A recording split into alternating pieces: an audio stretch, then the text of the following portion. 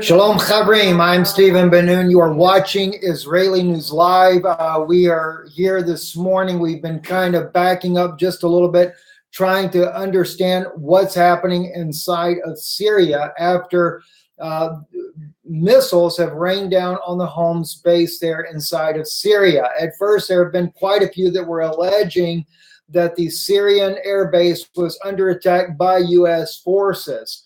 But at the same time, we were watching and seeing that what's going on at the air base is that there are Iranians that are stationed at this air base, and there were also suspicions that Israel may be behind the attack. Now, Israel has not been willing to make any comment thus far about the attack, and we saw that on Haaretz right here, Syrian report 14 killed, including Iranians in the attack on the air base. Syria accuses U.S. of attacking the T4 airfield. That was Syria accusing them. Pentagon denies the strike. Israel bombed the site twice in the past. Hezbollah's TV described strike as Israeli aggression. Now, what we're finding out now already, and what we had already suspected, is that Israel may have targeted the base itself in response to the Iranians being there for whatever reason. We're not quite clear as of yet as of why. But Amichai Stein has published now, just moments ago, within seconds as we were coming on here, Russian army says 2 Israeli F-15s conducted the airstrike against the Syrian-Iranian air base, the T4 in Homs, Syria, killing 14. They did turn on the air defense system, allegedly taking out 8 of the missiles that came in. But of course, there's a lot of tensions as it is. I personally did not think that it was the United States, and I know that there's still some beliefs that it is the United States. I didn't believe it was the U.S. as of yet, mainly because there's just not been enough time. The U.S. normally does go through these steps of meeting with the Security Council. It's not to say that the U.S. is not going to do a strike on Syria. Could it be that Israel is trying to weaken the Iranian presence in Syria before this attack, or the alleged possible strike that the U.S. and their allies may do? And again, that is an option that's on the table. It doesn't mean that the U.S. will do that type of attack. But I am sure, seeing as President Trump said, if chemical weapons were ever used again in Damascus area, that they would strike Damascus. So that being said, it's a very high probability that the U.S. will indeed strike Damascus. Now, I'm also wondering, too, will the U.S. try to do an alternative blow? Because President Trump knows that President Putin said if Damascus is struck, Russia will target all the ships that are firing missiles at Damascus. So that being said, it may be that the U.S. may take a different measure if they don't want to escalate this anymore and strike an alternative source in order to say that we have retaliated as a result. Now, from what I can see, and this is something that's really troubled me to begin with, is that the jihadist,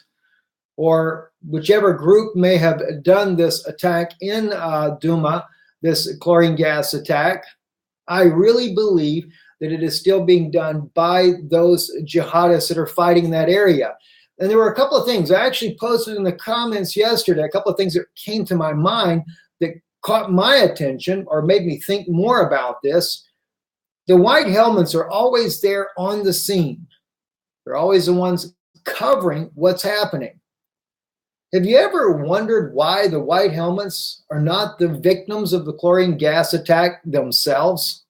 Now, I know there was one case one time, the exposure, they said, one of their guys got sick. But they never end up being the victims. They never end up dying in any of these chlorine gas attacks.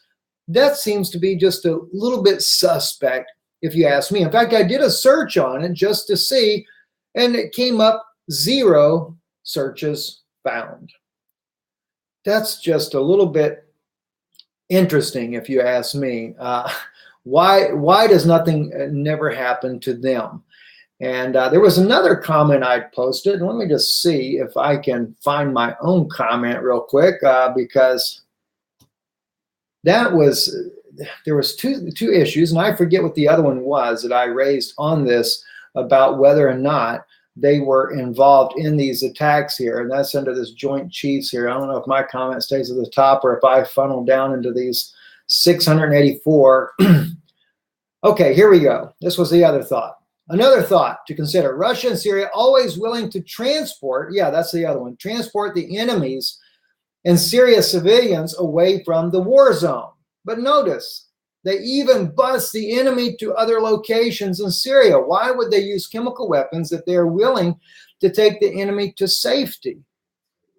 I mean, use logic sense in here. What is going on when they're willing to take and bus their own enemies, the very jihadists that are fighting al-Nusra, al-Qaeda members, or whatever their other names are that are on that side there? They're willing to put them and their families on buses, send them to another part of Syria where they know that they will end up having to fight them yet again. Why would they use chemical weapons on them if they're showing a humanitarian side that we definitely would never see from these jihadists to begin with?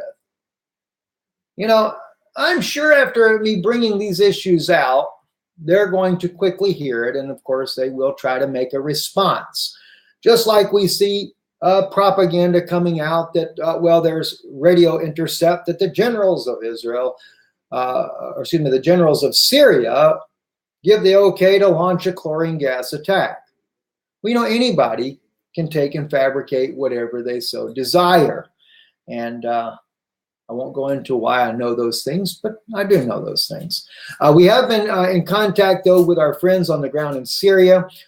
We've been trying to find out what they may know about this incident that has happened over there. And we're still waiting to see if we can find out more things. The latest, so we have is Amichai Stein, who's in Israel, works for a television station over there, saying that the Russians are now saying it was two F-15 Israeli fighters that actually launched those attacks there. And we will be following up more on this. Again, I did not want to rush to judgment on what was happening. Yeah, now it's coming out. I-24 News says Israeli F-15 jets fired 8 missiles at Iran-operated Syrian air base from Lebanon's airspace. Exactly what my thoughts were. So what is Israel doing? I believe they're trying to weaken Iran's presence inside of Syria. And yet, I do believe it is in conjunction with the chemical weapons attack. And the reason I say that is because what Israel is doing is looking at protecting their own selves. If the United States were to strike at Damascus, which no doubt I believe that will happen, the Israelis believe that the first thing they need to do is to protect their own citizens by taking out the Iranians, because Iran has already said that they would retaliate against Israel for any U.S. aggression against forces inside of Syria. So as much as I would hate to say this, well, I shouldn't say hate to say this, but at the same time, Israel is taking those preventative measures. And whether or not they're working with the NATO partners in conjunction with this, or whether or not Israel is doing this for the preservation of their own people, I believe this is the reason why we see this attack has actually happened there. So I don't know. I guess if I was in Prime Minister Netanyahu's position, knowing that there is a great likelihood that the U.S. will strike against Damascus and it can turn into an all-out war, and knowing that the Iranians have already said that they would retaliate against Israel for any U.S. strikes on Damascus, I guess I would also have to make that type of decision. And I can't say it's the right decision, friends, because, you know, I hate war, I don't like war, and I hate to see people die. And it doesn't matter to me, whether it be Israelis, whether it be Syrians, whether it be Palestinians, Americans, or anybody else. You know, I'm for life. And this is what I believe that Yeshua himself stood for as well, was for life and for humanity. And, you know, because God does say, he says, I will repay. It's not ours to repay, it's his. But unfortunately, we live in a world that is absolutely crazy, no doubt about it.